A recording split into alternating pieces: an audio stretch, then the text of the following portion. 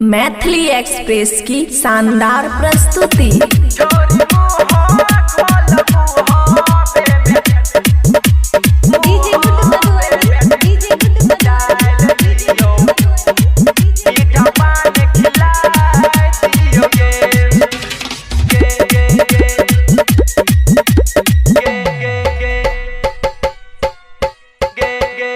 खुशी recording studio बलुआहा। हारा पाता छौरी नहीं होई छे मीठा गे। हारा पाता छौरी नहीं होई छे मीठा गे। छोरी मुँह खोल मुँह बे में डाल दियो मीठा पान खिलाए दियो गे। छोरी मुँह खोल मुँह बे में डाल दियो मीठा पान खिलाए दियोगे।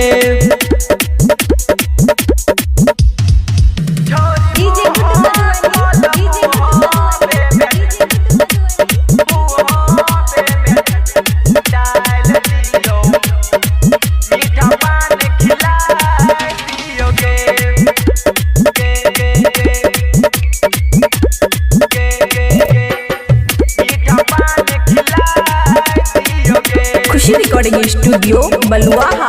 लौंग इलायची सुपारी काथा चूना दलिए गे। लौंग इलायची सुपारी काथा चूना दलिए गे। छोरी मुँह खोल मुँह बे में डाल दियो मीठा पान खिलाए दियोगे। छोरी मुँह खोल मुँह बे में डाल दियो मीठा पान खिलाए दियोगे।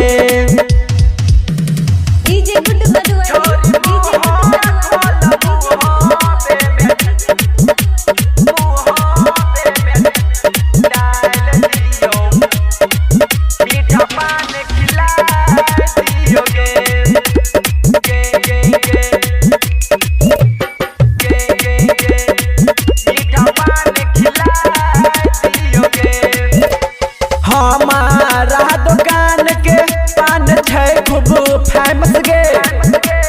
हमारा दुकान के पान छै खूब फेमस गे। छोरी मुँह खोल मुँह बे में डाल दियो मीठा पान खिलाए दियोगे। छोरी मुँह खोल मुँह बे में डाल दियो मीठा पान खिलाए दियोगे। एक बेर खा के देख ले। खुशी रिकॉर्डिंग स्टूडियो बलुआहा।